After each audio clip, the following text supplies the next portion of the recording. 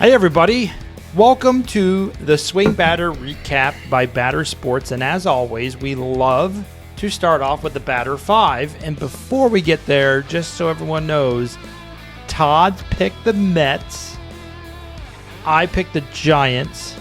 Dad, I can't remember who you got. I think I did the Reds. Okay, so I think we all picked folks who had never been on the list. And in first place, and without further ado, they just actually finished playing tonight. The New York Mets are your first place finisher and the first time on the Batter 5. Todd, congratulations. But they did win a game. I've never been so angry to be right in my life.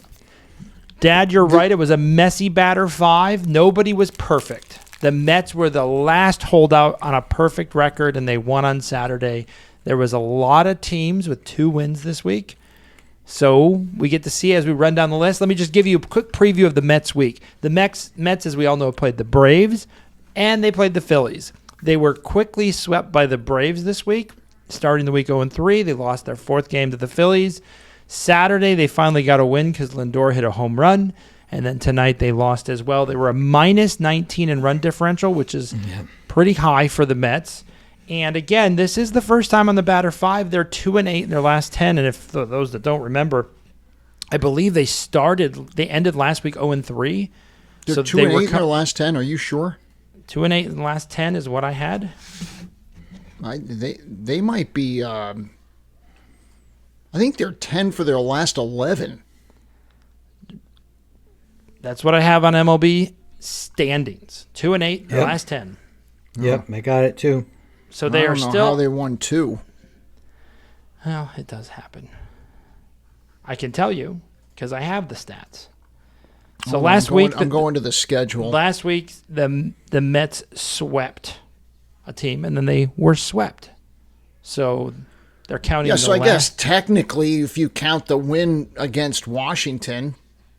Correct. That is what you have to do. Yes.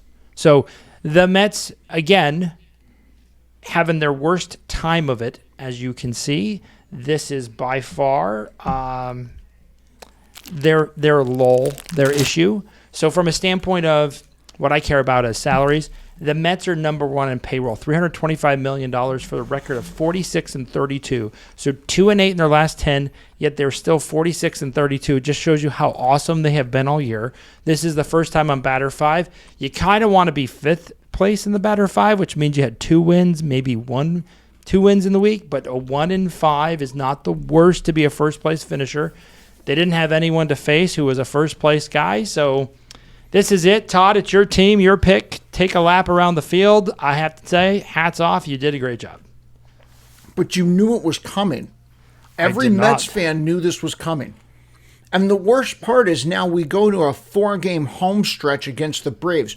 And the only reason we're not going to be in the Batter 5 at the end of this week is because we finish with a 3-game series against the Pirates. But here's the reality. Frankie Montas has put the Mets in a really bad situation. They signed him as a free agent and he was injured.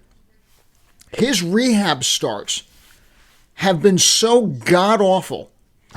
His rehab starts in the minor leagues have his ERA. You ready for this right now? His ERA in his rehab starts in the minors is 13.4. His whip is higher than anybody on the Rockies, including Senzatella. It would be a miracle if on Tuesday, when Frankie Montas comes to Queens and he's pitching, if he lasts 3 innings, it'll be a miracle. Oh, they are going to start him? They have to. The rules around injuries, they have to make a decision with this guy because he's done. You can't keep him on the injured list anymore, so you have to bring him up to the majors. The truth is, everybody on the team, pitching-wise, is starting to fall apart. We still have the best ERA in baseball, but you feel it. The hitting's off. Alonso has gone cold.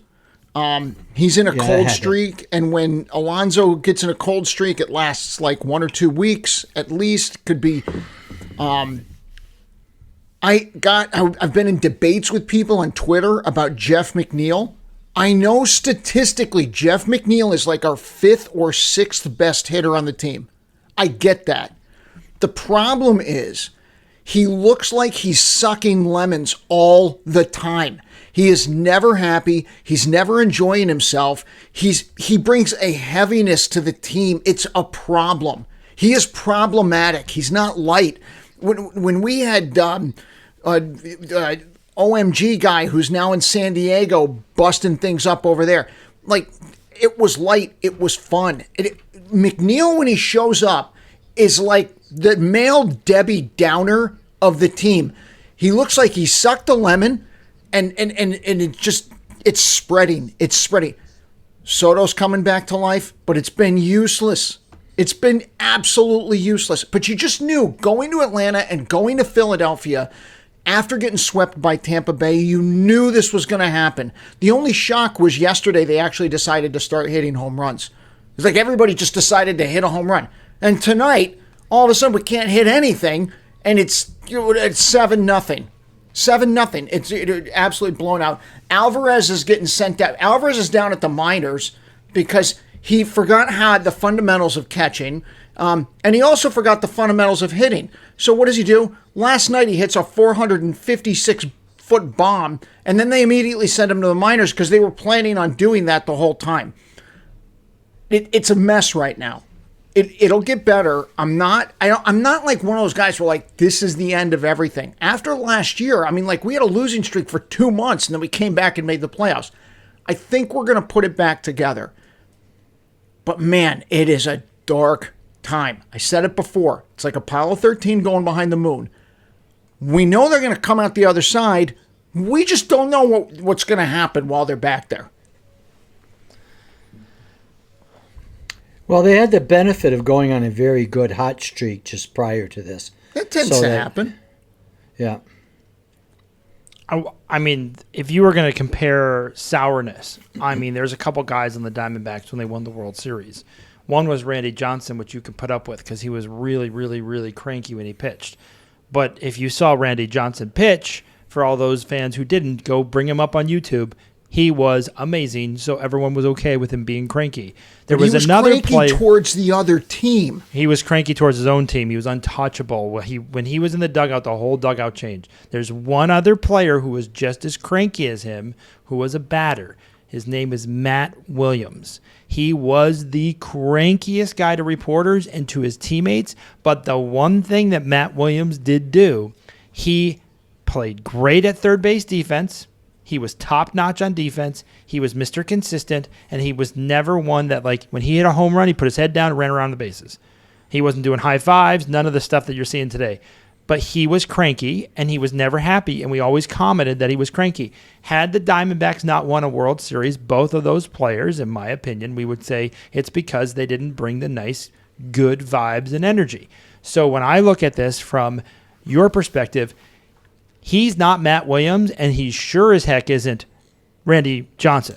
So if he's not those and he's cranky, to me, I can see you cutting bait just to make your team feel a lot better, to your point about the weight. But that's a whole nother conversation. The other thing I messaged you this week was every time he's at bat, they're like, batting champ, Jeff McNeil. And I'm like, 4 years ago. You know what I think about? Here's what I think about. How bad was that season? Like, clearly he's the batting champ when, Trout was injured or Tani wasn't playing. He wasn't playing against Judge. Like, right. No, but he wasn't the best against great talent.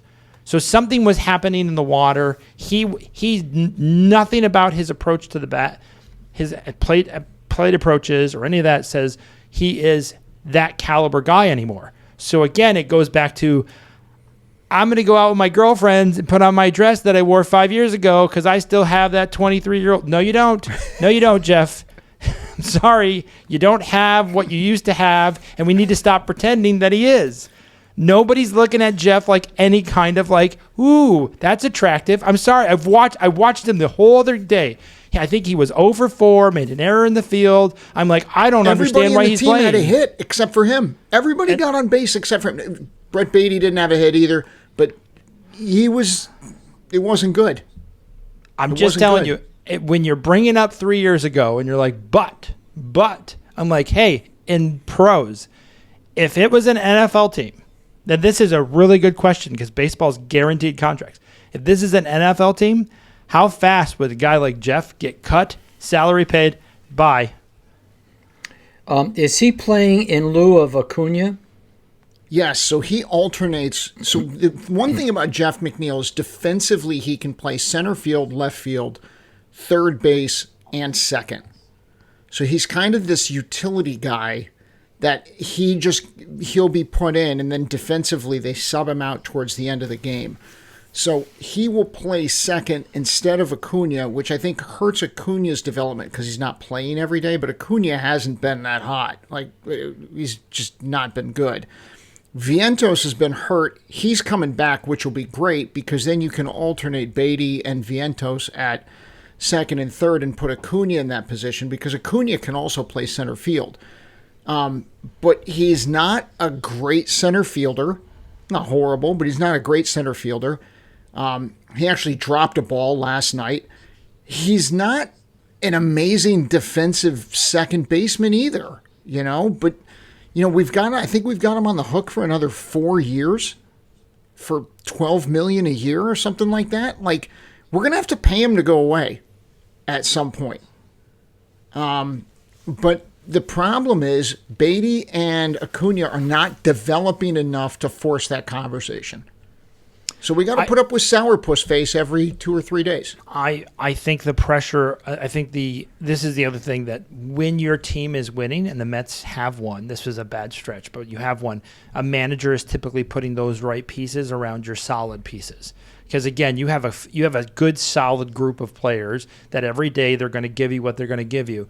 The teams that make a great run in the playoffs, the manager always puts the right bat at the right situation. Like this. Like, again, Acuna would come up and he'd get the hit that you need to get a hit. So I agree with you. The Mets need to be thrown out. They're 10 games above the Braves. They have 4 games against the Braves this week. They went through a bad stretch at the worst time playing the Phillies and the Braves.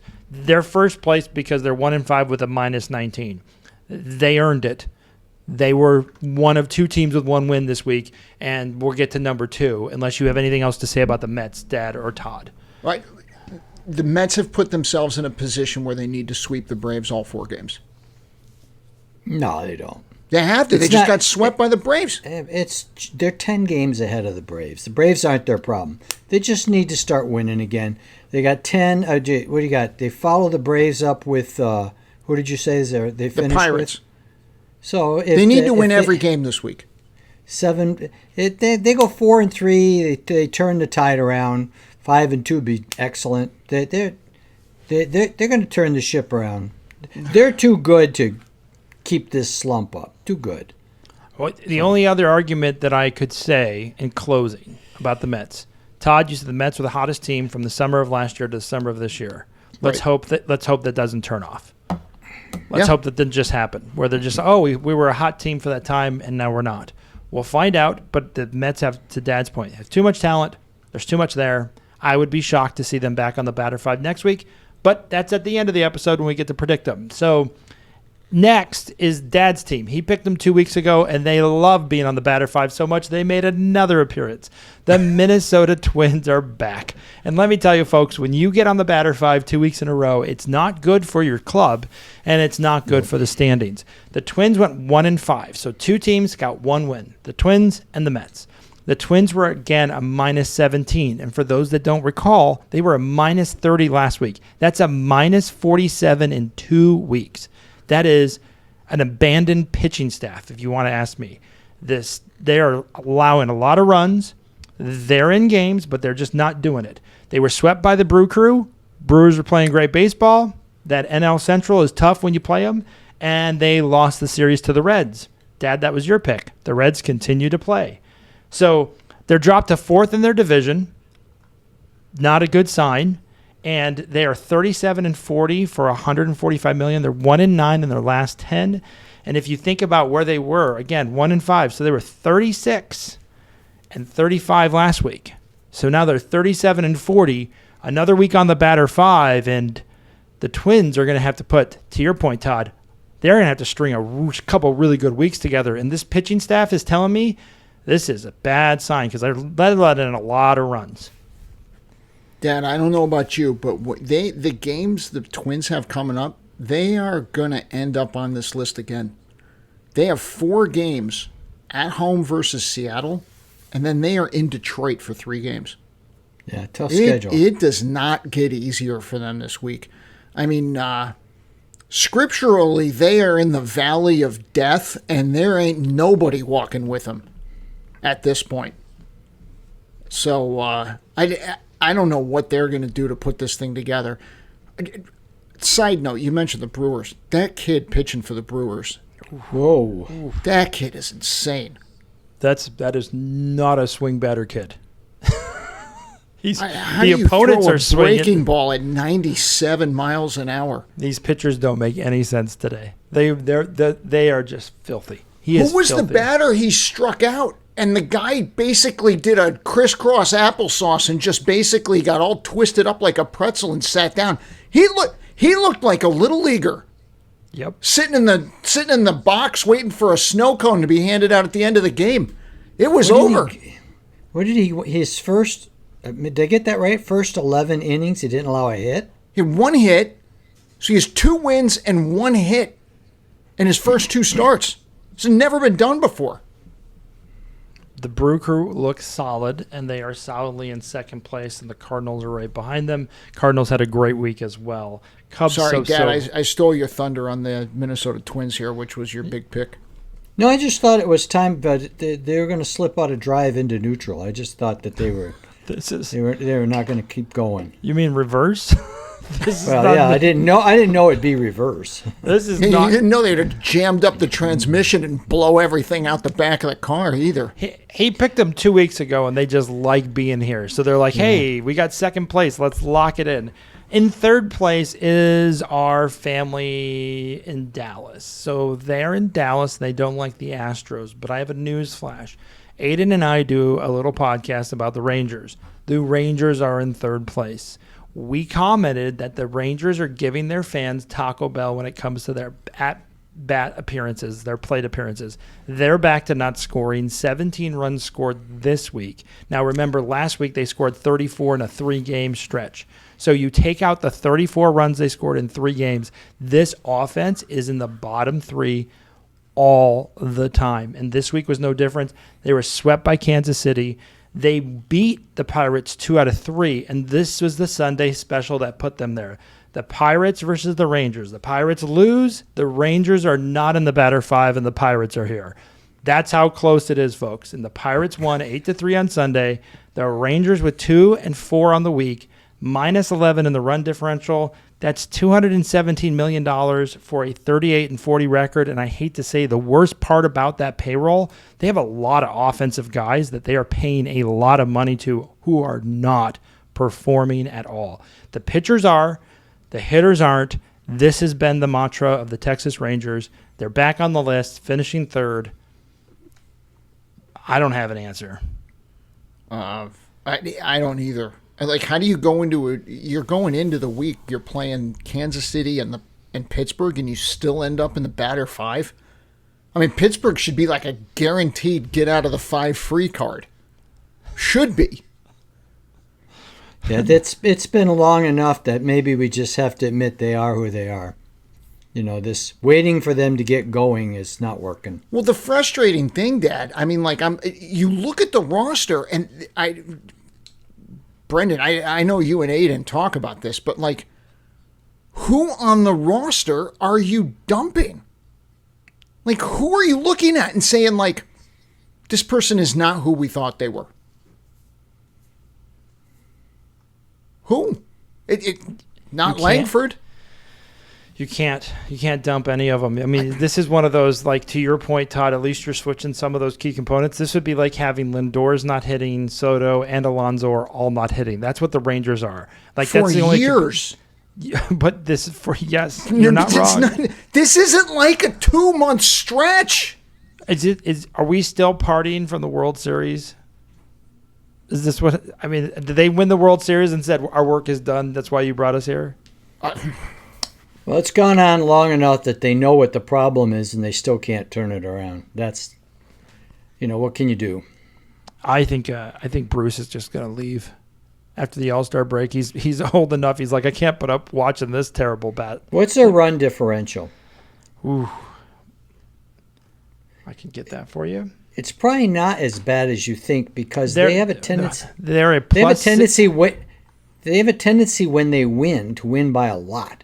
No, and then not score for the rest of the week. They're only a plus 16. So if you take away those 34 runs they scored, they're literally neck and neck. They win 2-1, they lose 1-0. They win 3-2, they lose 4-3. That is them in a nutshell. And what's crazy? How long has Brett Boone been the hitting coach? Oh, they fired the hitting coach and brought him in. Remember, that was the big news. Oh, we're firing a hitting coach. We're bringing in Brett. And I was like, okay, we got to try something. Yeah, last week the Rangers were plus 25. So you take away last week, and they're negative on the year. Oh, so their back. Pitching is so good too. It's a waste. They're back in third place. How about we trade Jeff McNeil to the Texas Rangers for Jacob deGrom? And the Mets will eat all the salaries. They'll pay for it all? We'll pay for the whole thing. Yeah, well, I mean, at this point, if you're the Rangers, I mean, if you're going to be selling, they got really great pitchers. But I just don't think they're going to sell because that pitching staff makes you think they have a chance. That's the biggest tease about them. They're such a good pitching staff that you're like, if we just get a couple timely hits, we'll be okay. So they still believe. They're currently sitting, I think they're a half game, I think is what I found out. Yeah, they're a half game ahead of the Angels for fourth. So they're in third place, a half game ahead of the Angels, 38-40. They're your third place team. Coming in fourth and fifth, we don't even need to spend much time talking about them because nothing's a shock. The Washington Nationals are fourth. They're fourth over fifth. The only reason why I put them there is they lost 3 of 4 to the Rockies. The Rockies had, and we need to take our hats off, this is the first week the Rockies have had in all the weeks that they were a positive. They were 4-3 on the week, and the best part about the Rockies 4-3 is they were even. They weren't minus on the run differential. They weren't plus. They were a flat line 0. So 4-3. A little bit of inside information on the Rockies. Okay. Our friend Sensatella won twice and pitched 10 innings, allowing 2 runs total. Cy Young?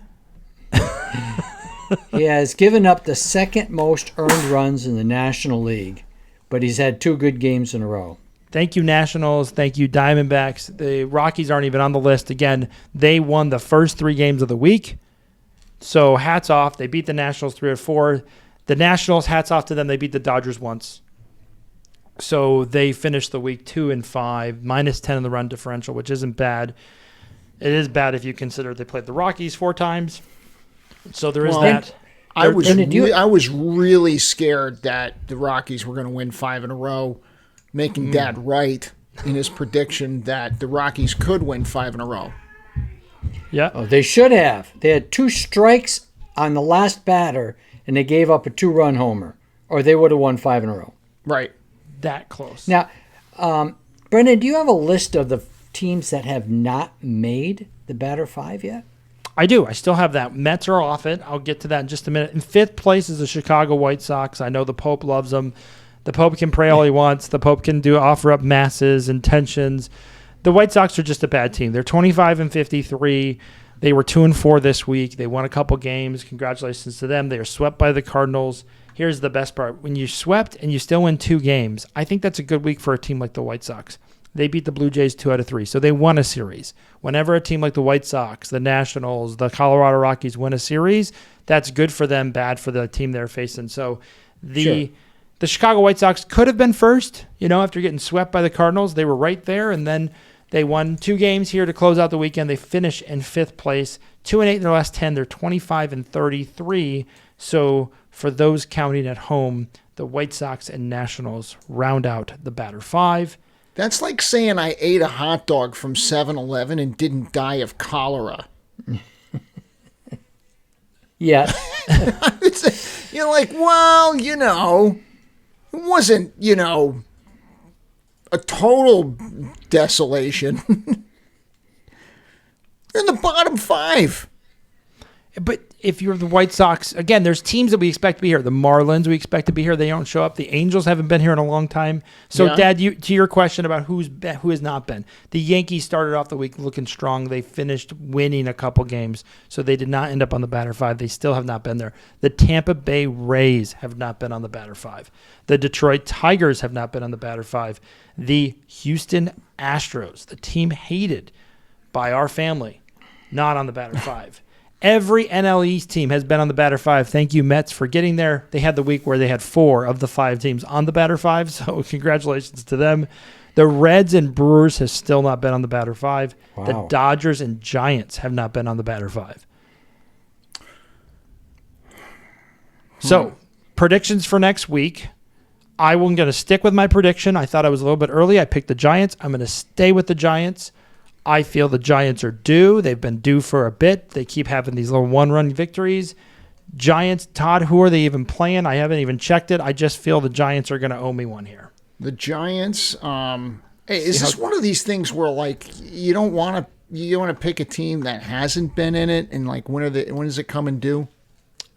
I tend to try to see that from my angle, yes. You're picking the Giants. They got 3 games against the Marlins and then 3 games against the White Sox. That's going to be a terrible you're not pick. finishing in the bottom 5.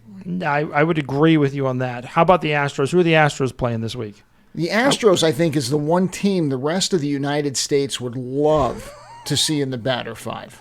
Yes. Like, there's every time I feel bad for him now. Not really, though. Like Altuve. Every time Altuve does something good and he's smiling and everything and Houston's happy, I feel like the rest of America is like, why? Why? Why are they happy? Yeah, so the Houston is playing Philly and the Cubs, and it's all at home. And Tuesday night is Dollar Dog Night. That'll be good. And then All right, they have Friday versus the Cubs is the Framber Valdez 1989 throwback road jersey, followed by the Jose Altuve Silver Slugger bobblehead on Saturday. And Sunday is the Home Run Spectacular beach towel. For those of you who are Astros fans and feel like this is the week when you're going to celebrate with a homestand. The Astros finished 4-3 this week, so I'll put them. This is the week that they break it. The Giants don't. I agree. It was a terrible pick. Marlins and White Sox. So I'll take the Astros. Dad and Todd, who do you think will be on there? Maybe somebody who's already been. Somebody getting ready to. Dad, what do you think? Have you done enough homework to do something? I feel like I'm pulling this one out of a hat. Well, I always pull them out of a hat, but I think we're going to see a little bit of a slump from the Red Sox this week. Oh, God, that was the one I was just looking at. Well. And I deferred. You gave it away. Do you know who they're playing? I have no idea. I said that when I picked them. They got 3 at the Angels, so it's good because it's a West Coast trip. Mm.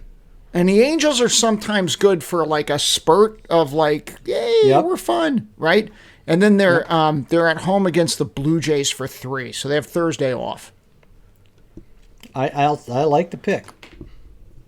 There you are, Todd. Yeah, now that that's you good. deferred, Okay. So you're leaving it to me to come up with something here. I feel like, I want to stay in the NL East because I just know that and I'm familiar with it. But man, that's a little wacky. I'm gonna go with the American League. I'm going to go with the American League East. And I know that you went with Boston, which was going to be my pick. I'm going to pick the Rays. They've lost 1. They were 7-3 in their last 10. This week, they've got Kansas City and Baltimore, which is going to make it challenging, but I know the Rays look really good. I think they're only like a half game or 2 games behind the Yankees or something like that. They're right there. 2.5. I think this week, if they avoid a losing streak, with the Yankees coming out of their own losing streak, I think it's going to be, because they're visiting these teams, and you think they should beat Kansas City and they should beat the Orioles. This is going to be a ride or die one. This is going to be like a plus 500. Oh, yeah. If you win this one, you should get a free trip somewhere. Well, picking the Mets was, a little like... Yeah, but Tampa Bay's playing well, and they don't have tough competition, so it's a double problem for you. But we'll see what happens. I just still can't believe the Tampa Bay Rays. I still can't name 4 players on that team, by the way. Isn't it that way every year with them? Yes, it's uncanny. Dad, before we end it, which we'll end it shortly, any closing remarks that you want to give us about your good old Diamondbacks? Pros and cons. I know they just lost to the Rockies here, but they did have a okay week. They finished the week a 3-3, 500 week for them. They don't have the pitching with all their injuries to make a playoff run. They're talking positive, and there's just, if this guy does this and this guy does that, wishes were fishes. There's 3 months left. The 3 teams ahead of them, just in the West, are clearly stronger than them.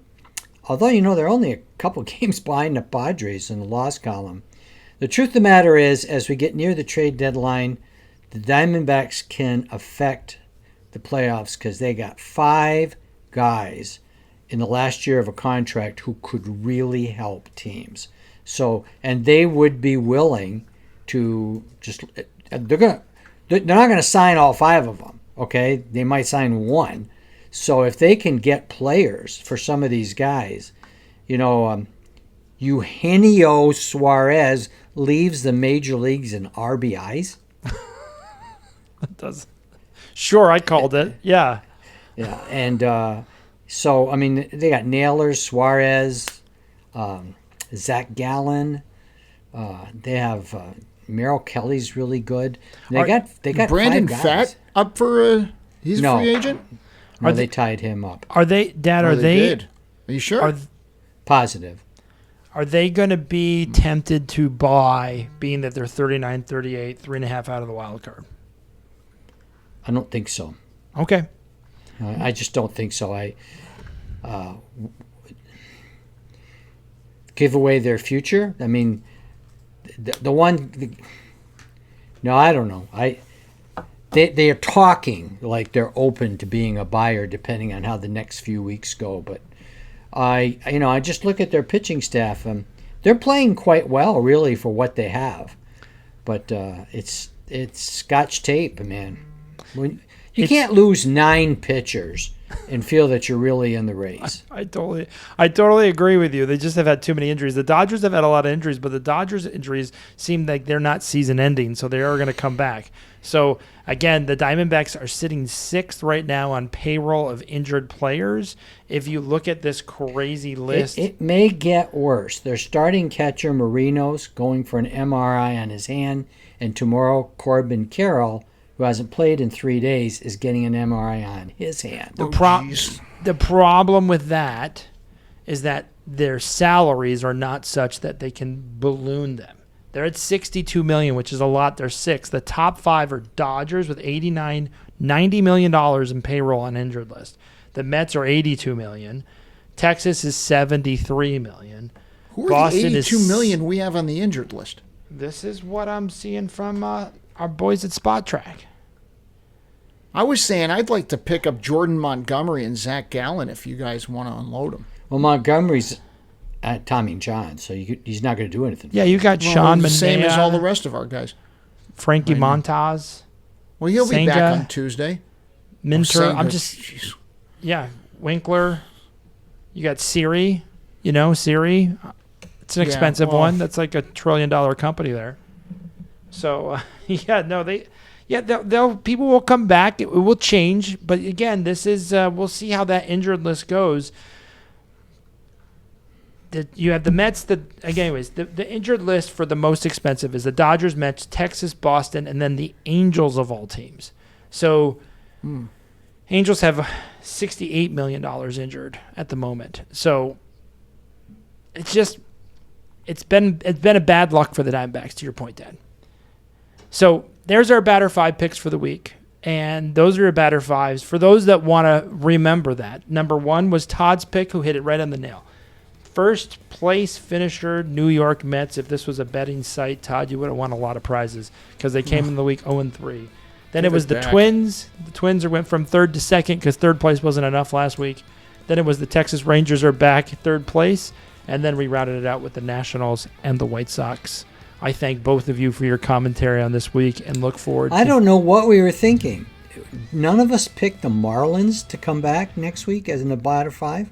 I think we're trying to challenge ourselves. I know, feel that's like like that's isn't so that easy. I know it's a gimme putt. Dad, this is like when we were golfing. Who was the guy you golf with that anything within 10 feet was a gimme? Oh, Uncle Steve. There you go. Yeah, Everybody 2-putted. Yeah, shout You out missed to the Uncle first Steve. putt, the next one's a gimme. Yep. And you can do a lot of golf quickly, and your score always goes down. Oh my gosh, I got one of the lowest scores in my life. If you can't 3-putt, holy cow. You look amazing. And as always, don't forget, like, subscribe, share with everybody. We're here every week. Thanks, everybody. You guys have a great night. Okay. We'll see you.